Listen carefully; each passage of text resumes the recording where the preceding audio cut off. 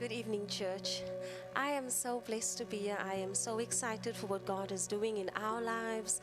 I know that He has a word for us tonight. I've come expectant to receive from the Lord, and I trust that you enjoy the evening with us. Thank you for the way you've hosted us and loved us. We are so honored to be here. Bless you. Amen. Thank you, my darling. Yes, you may. Thank you so much. Greetings in the name of the Lord Jesus Christ, my Savior, my Redeemer, my healer, my friend. I just love Him so much. If it wasn't for Him, I wouldn't be standing here today. By the grace of God, I'm here, and I just want to honor Him, and I want to bless Him. Thank you for the way you've shared in the prayer time. It blessed my heart. Thank you, Pastor Anna. I would love to just greet Pastor Josh, Pastor Monica. Thank you so much, Pastor Anna, for the way you've loved us, cared for us, embraced us. It has been way beyond our expectation. And all of you that we've met by just sitting at the table, the way you've greeted us and loved us, we are so, so honored. We go home different people, and we want to honor God for that. Thank you.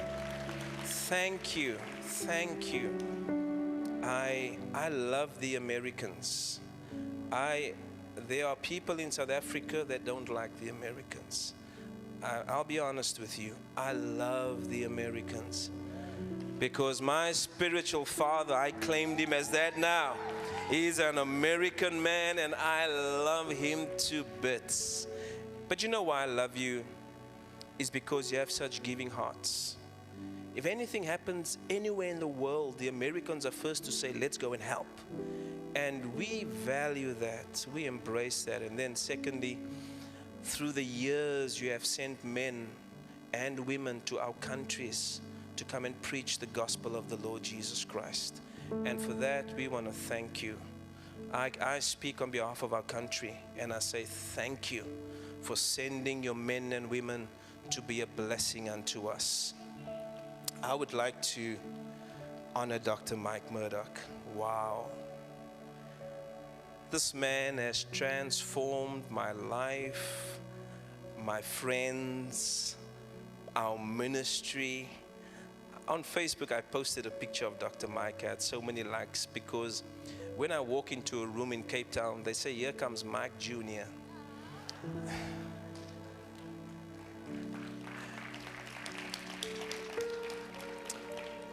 Some of them tease, others are happy for me. You know, not everyone is happy for you. And some of my friends didn't even like my Facebook page. I thought, you can't be my friends if you're not liking my dream coming true, that I'm standing with the most important person in my life. And so I just want to thank God for Dr. Mike. Because of him, everywhere I go, I take books of Dr. Mike with me, and I promote Dr. Mike.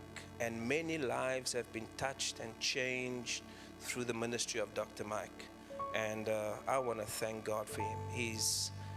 You are so blessed. If you only knew how blessed you are.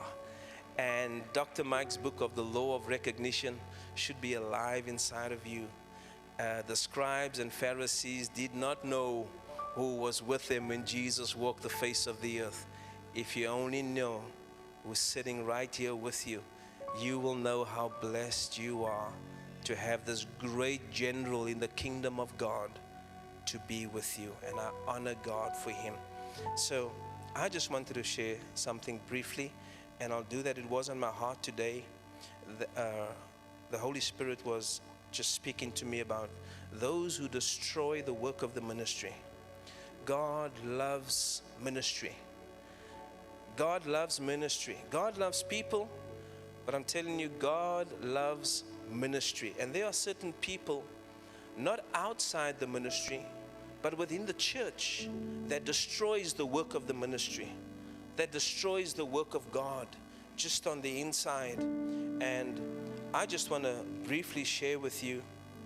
And I normally, before I preach, I always quote Proverbs 4 verse 7. Wisdom is the principal thing. Therefore get wisdom. With all you're getting, get understanding. Exalt her, and she shall promote thee. She shall bring thee to honor when you embrace her. She will give to your head an ornament of grace, and a crown of glory will she deliver unto you. That is such powerful words right there to change a life around. And then the other thing I do, I say, get your Bible and just kiss it. Love the Word of God, rub it over your cheek. You'd kiss your dog, why don't you kiss your Bible? Sound like someone you know. Hallelujah. There was a pastor in Africa that's got a very big ministry. He's got about a 10,000-seater church. And he was standing, my brother was in the meeting, my brother told me this. He said, please go and call me the securities standing at the gate. And the men ran outside. It took them about 10 minutes to go and get the securities. They came back. They stood in their uniforms and they stood in their boots. And he said to them, tell the people what you do. The one said, Pastor, I'm the security at the gate. He said, no, tell them what your secular job is. And the man said, I'm a medical doctor. I'm a surgeon. And he asked the other one, what do you do? He said, no, I'm also a medical doctor. I own the hospital that I work in. So he said, so why are you a security at the gate? And this was their response. There is no greater honor than working in this great kingdom for this great king. No job can compare to working in this great kingdom of the Lord Jesus Christ. Take away everything secular. I'll be a security at the gates if I can only work in this great kingdom. And so that really blessed me. And if we can have that heart that we are privileged to be in this great kingdom. I've seen many believers has taken for granted our salvation and the fact that we are in this great kingdom. Another pastor was saying about, he had a vision. He was laying on his bed and the Lord took him out of his body and he was standing looking at his body. And there came through the window what looked like a monkey, but it was demonic. It came, jumped through the window, jumped onto his chest, and opened up his chest, and planted something in his chest, closed it up, went out the window, and he was gone. And he said, Lord, what does this mean? And God said to him, there are times, even in the night, when the devil will come and plant a negative seed in your heart towards your pastor. You go to sleep. Maybe you had an instruction in the day from your pastor and you were okay, but the night you went to sleep, the next morning you wake up and you just feel, how can he give me this instruction? What is wrong with him? Be careful of the monkey that has jumped on your chest, because that is what the devil uses to destroy the house of God on the inside. And I just want to share a few things with you on stages of disloyalty that happens within all of us if we are not careful. As Dr. Mike teaches us, out of 10 things you can do 9 things right, but the one thing you're doing wrong could be destroying every blessing in your life. And so as I'm sharing, maybe there's something that will bless you and an understanding that will come. The Bible says in 1 Corinthians chapter 4 and verse 2, moreover, it is required in stewards that a man be found faithful. Moreover, it is required in stewards that a man be found faithful. Many people have thought that the requirement for ministry is your gifting, your great singing, the way you can preach. But the Bible says here, a steward's faithfulness is what qualifies you for ministry. You might not have the greatest gift, you might not have the greatest voice, but God is looking at your faithfulness towards building His house and building the ministry, because God is serious about the ministry. Let me say to you, if you had to have an argument with my wife, I'd side with her. If she was wrong, I'd probably speak to her in the room, but I would not reprimand her in front of you. The church is the bride of Christ. If you're going to start fighting the men of God, you're fighting the church, and God will not side with you. God's going to side with His men. If there's something He has to deal, He's not going to deal in front of you. He's going to speak to them in His closet. But I have found, it might not be here, but in Africa, where I come from, South Africa, there's so much disrespect towards men of God. But if you only knew how important the ministry is to God and the men that He has called.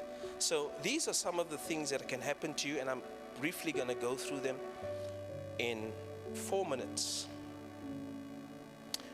The first stage of disloyalty is a spirit of independence, where you are under the authority of another man, but you want to do your own thing. Dr. Mike teaches us that the Bible is a book about decisions, a book that teaches us about people who made right decisions and people who made wrong decisions.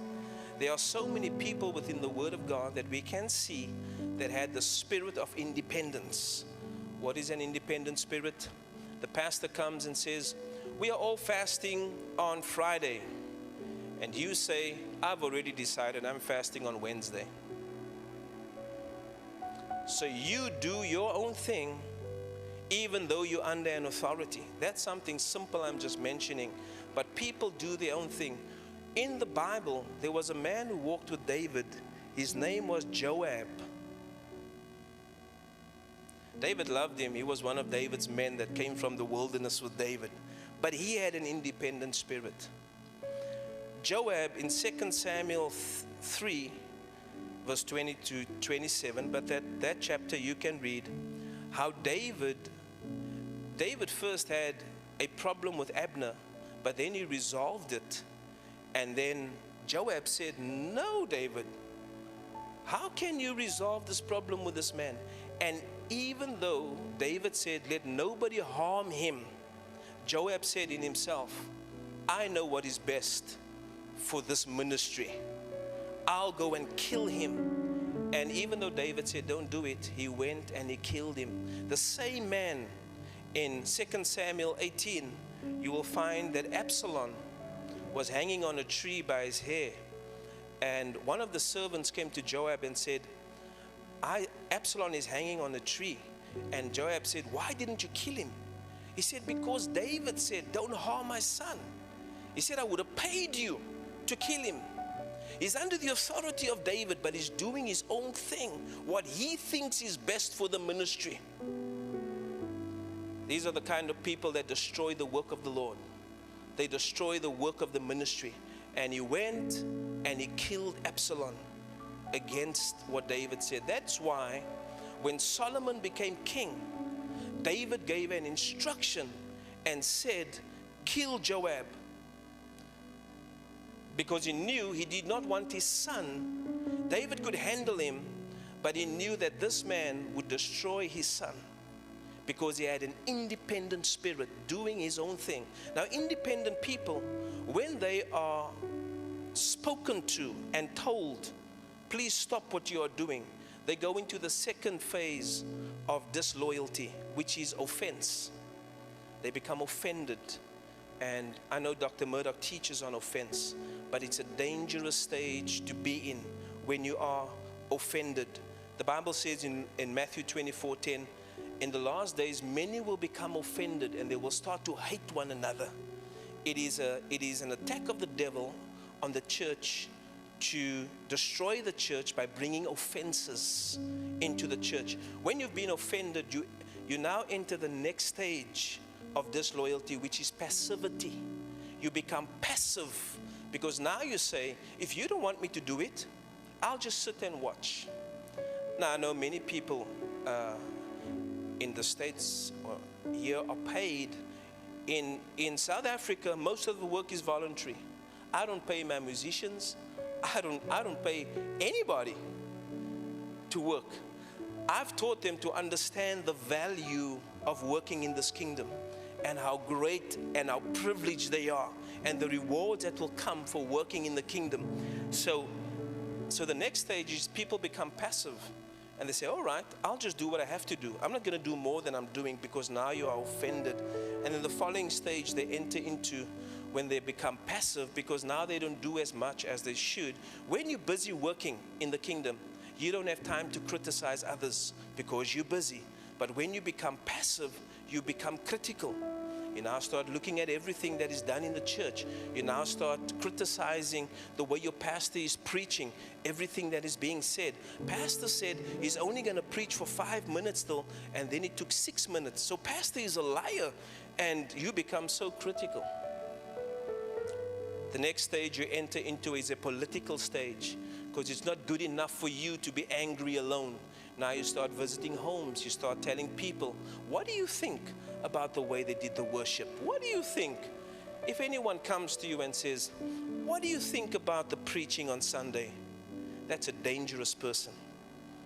If anyone comes to you and says, weren't you blessed by the preaching on Sunday? That's a good person. So when they come and say, what do you think? You know they're trying to find fault and trying to influence you. Now, other people who destroy the work of the ministry are ignorant people. Ignorant people are influenced so quickly. And then they come and they are influenced. Now, the person that has started to criticize and speak against the pastor, he only needs one or two to say, I agree with you. Out of the whole church, he just needs one or two that says, I agree with what you're saying. And then he enters the next stage of deception. Now he's deceived to think that he's right, to come up against authority. Once he is deceived, he goes to the next stage, which is open rebellion.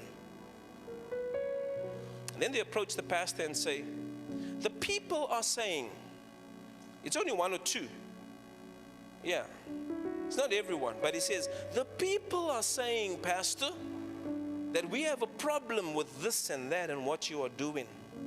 He is now bold enough because he's deceived to be openly rebellious. And when you have reached a stage of open rebellious, you come to the last stage where God starts taking over. And you enter the stage of execution. Because God will not allow the work of the ministry to be destroyed. We have examples throughout the Word of God where God executed anyone who came up against authority. Lucifer is an example. Absalom is an example. Judas is an example. Korah is an example of people where God just said, listen, let me step in and let me deal with this. Because I've had enough. They're destroying the work of the ministry. With that, I just want to pray over the Wisdom Center and say, you are so blessed in what you have. I pray that the monkey won't jump on your chest and plant things in your heart and make you stand up against this great work that God has that is touching the whole world. The Lord bless you. We love you and we appreciate you. Thank you, Pastor Anna. Bless you.